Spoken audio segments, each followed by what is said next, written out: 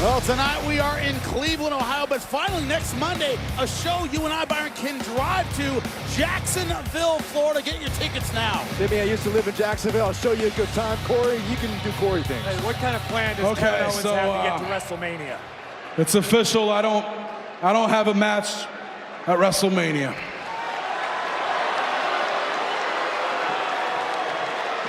Well, you know what? I can accept that now because I think I found a way to get there, and it depends on the answer to the challenge I'm about to issue.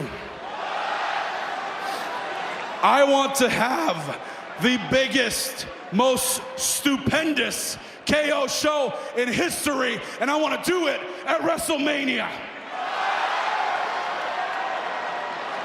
And you know, I've been thinking about who my guests could be, and obviously because of where WrestleMania is being held, I know it has to be some lowlife from Texas.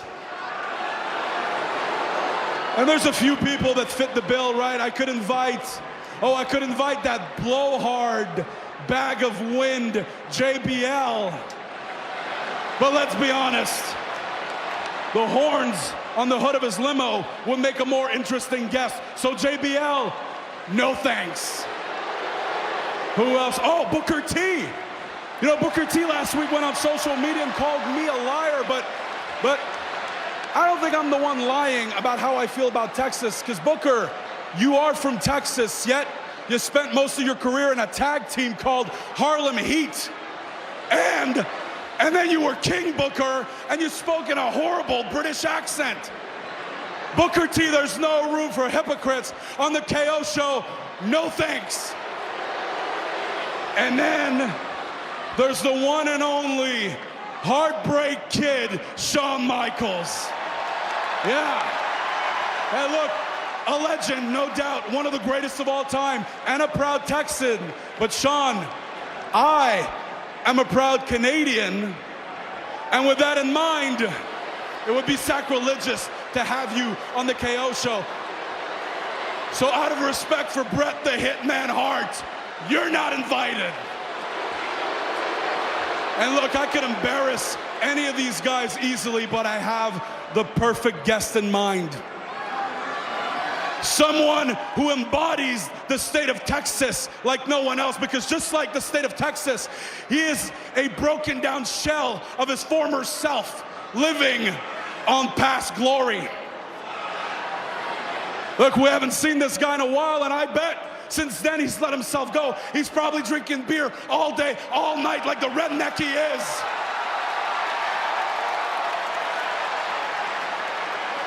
His knees are so shot that when he was in WWE, he needed to wear knee braces just to get through his matches.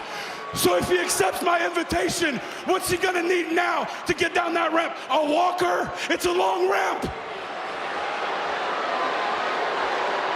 Look, nothing would make me happier than to beat the hell out of this guy in his home state at WrestleMania and give him a stunner the world would talk about for years. And then pour a nice cold glass of milk over his lifeless body. I know you're watching, and I don't think you have the guts to show up. But the bottom line is I am calling you out. Stone Cold Steve Austin.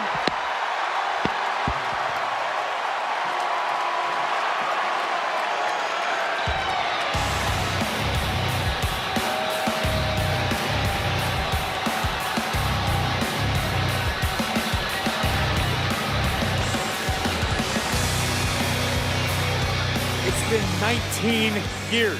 Do you think this is even a possibility that Stone Cold Steve Austin would respond to Kevin Owens?